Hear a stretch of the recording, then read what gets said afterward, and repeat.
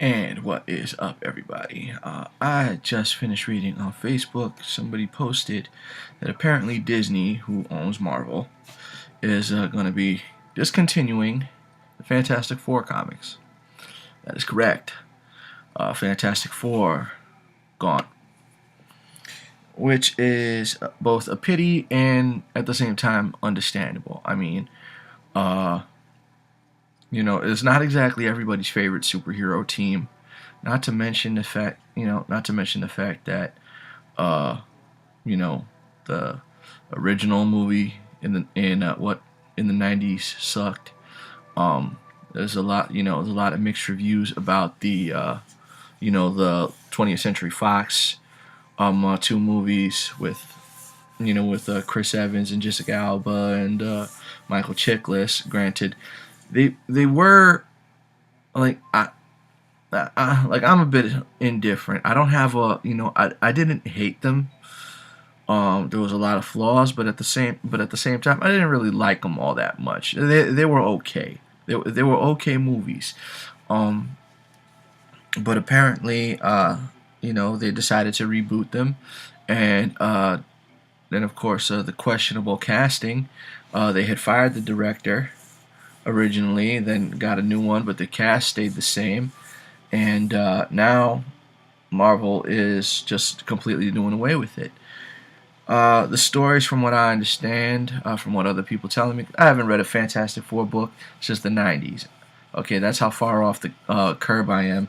But considering how, Reed Richards acted during the Civil War, how he acted during the Skrull invasion, how he was, just how he is in general, and of course the writers. You know how I am, me being Christian, and then for this writer, he's in a Reed Richards in a possibility that he's gonna die. He's about to die. He's about to share his last words to his children, and in the message, he doesn't say "I love you." He doesn't say "take care of your sister." He doesn't say what's really important and the things that are really important in life. His last words to his children are, "There is no God. There is no heaven. There is no hell. It doesn't matter what you do." Not even live life to the fullest. It doesn't matter what you do.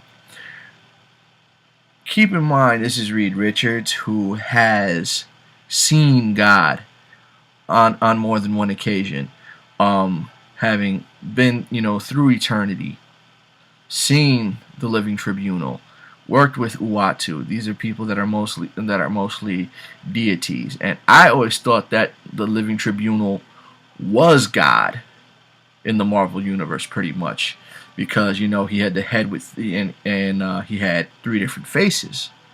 One partially covered up, one completely covered up, and one and one face that was totally exposed. And he was the one telling eternity being the Marvel universe, the living entity of the Marvel universe. He was the one that told eternity what to do. And it turns out he's not even God. He is the servant and answers to the one above all. Reed Richards has always been fully aware of this, but he's going to tell his children there is no God. Reed Richards is a jerk, and he's the leader of the team. Um, kind of like Cyclops. Cyclops is absolutely worthless without Jean Grey. He's proven it on more than one occasion. And, of course, the decisions he's made of basically becoming a new Magneto, and especially his actions in,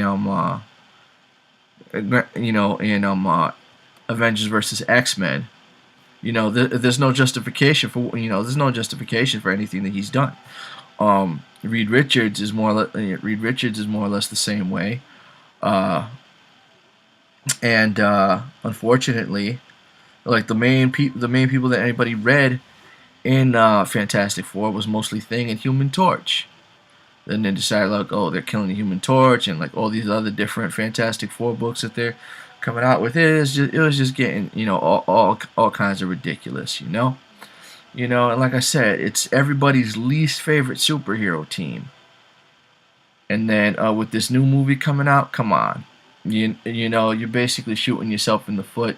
Marvel has tried getting back the Fantastic Four from 20th Century Fox, but they won't let it go. They gave them back Daredevil, and as well as Elektra, and I think there was other movies that they had the rights for that didn't do that they gave back to Marvel.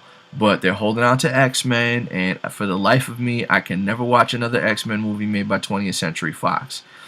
I don't care how many people say, "Oh yeah, Days of Future Past was so awesome." I am never going to watch that whole movie. I've seen a couple of clips from passing by and people having it on the television. I am never gonna see that movie. Uh, Fantastic Four can't do it because of a black Johnny Storm. Now, I'm not racist, but Johnny Storm is not black. Johnny Storm is not black because I don't know how many times I gotta stress this out, and people's like, "Oh yeah, uh, why can't you be racially open?" No, you need to be racially biased when it comes to stuff like this because the more you're gonna go out of your way to basically make a white character black, you do away with any strong black characters that never get to see the light of day. Prime example, uh, Marlon Wayans in G.I. Joe. I've mentioned this before. How many core black characters, Doc, Stalker, Alpine, core black characters that more people were Iceberg from G.I. Joe, Real American Hero, that people recognized, got passed up so that Marlon Wayans could play Ripcord, a G.I. Joe nobody cares about and is supposed to be white just so he can mess it up. Okay? Now, granted, in G.I. Joe Renegade, they made him black again, but it wasn't Marlon Wayans, and G.I. Joe Renegade was a great story. So, but that's the only reason. That's the only reason why that Ripcord was black. Same reason why Samuel L. Jackson is Nick Fury, because in Ultimates, they made Nick Fury basically Samuel L. Jackson with an eye patch. And the first thing I said, because Shaft had just come out, and Sam Jackson was completely bald, had the goatee. And as soon as I saw it in Wizard Magazine, the previews of what everybody's going to look like, I was mad because it's like, that's not Nick Fury, that's Shaft and an eye patch.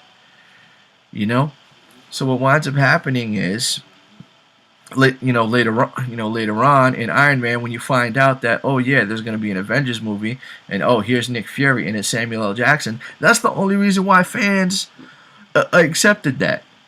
The only reason why fans accepted that there's a black Nick Fury, because of what was in Ultimates, which was totally understandable. But to have a black Nick Fury in every other form of Marvel media, there's supposed to be two different Nick Furies: the Sam Jackson Nick Fury, and of course the Nick Fury that everybody's come to know and love.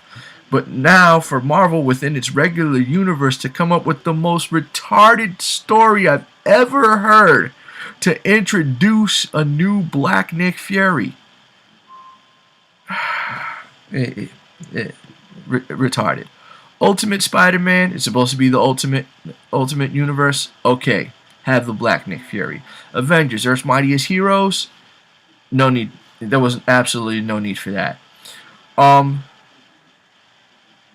Wolverine and the X-Men. That Nick Fury looked more Puerto Rican than anything. Then of course, when you got the older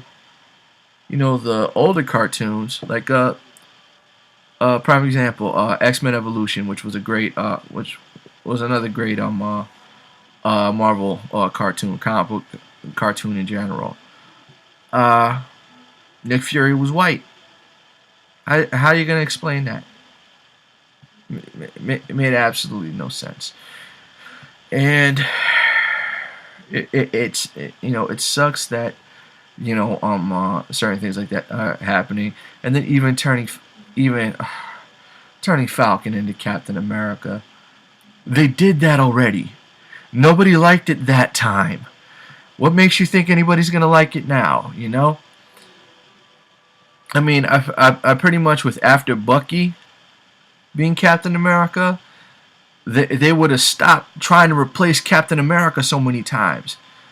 It's ridiculous. They had that, you come to find out that you got the truth. You got him, who was Patriot's grandfather.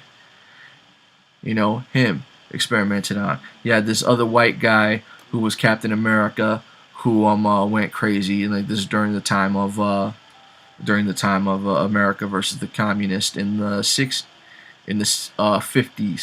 into the 60s. Then of course Captain America comes back. Then he quits and becomes a nomad. Then you get this other kid who dies in the only issue that he took his place. Then you got so that's 3 people that already took Captain America's place. Then you got John Walker, who later becomes U.S. agent. That's 4 people.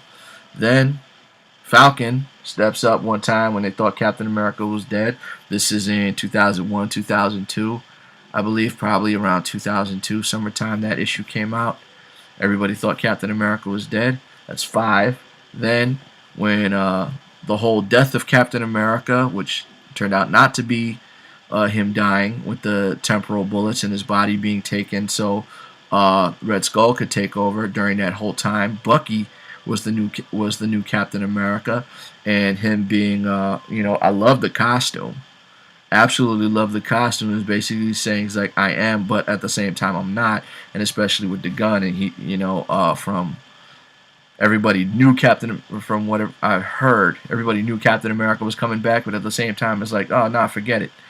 You don't need Cap coming back. I mean, since when is it that all of a sudden, every superhero that dies has to come back to life?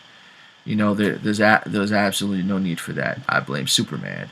So, that being said, you got 6 people that have already taken the place of Captain America, just so they could come up with some other cockamamie excuse to get rid of Steve Rogers, and then say, oh, the first black Captain, he was already Captain America once.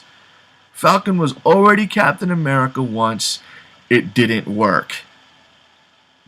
You're gonna go through the trouble of doing this again, and it's you got the black people that don't read comic books, that are just argue just for the sake of being black. It's ridiculous. There's no justification for that. I mean, and I'm gonna get into a lot of trouble for saying that because of the color of my skin. First off, 1, I'm Puerto Rican, and 2, you know how many people hate me just because they think I'm white? How many black people pick fights with me because they thought I was white? Brooklyn Job Corps, I don't know how many times I hear this. Oh, he's white. He don't know nothing about that. Got nothing. It has absolutely nothing to do with that. Because you'll never see me complaining about, oh yeah, there's not enough there's not enough Latin superheroes. There isn't. The only Latin male superhero was White Tiger, and he got killed. And then his niece took over, and Marvel doesn't seem to be doing anything important with her. Had a little mini series with her, and that's it. Let's see who else. Replacing Nova with it's like a majority of people don't even want to read that comic. It's like there's no need for that. You want to make people want to show some ethnic ethnic diversity. Make some new characters or something. Don't go replacing the ones that we already know. Absolutely no justification for that. Anyway, so Fantastic Four getting taken off the shelves. I don't think too many people are gonna care about that.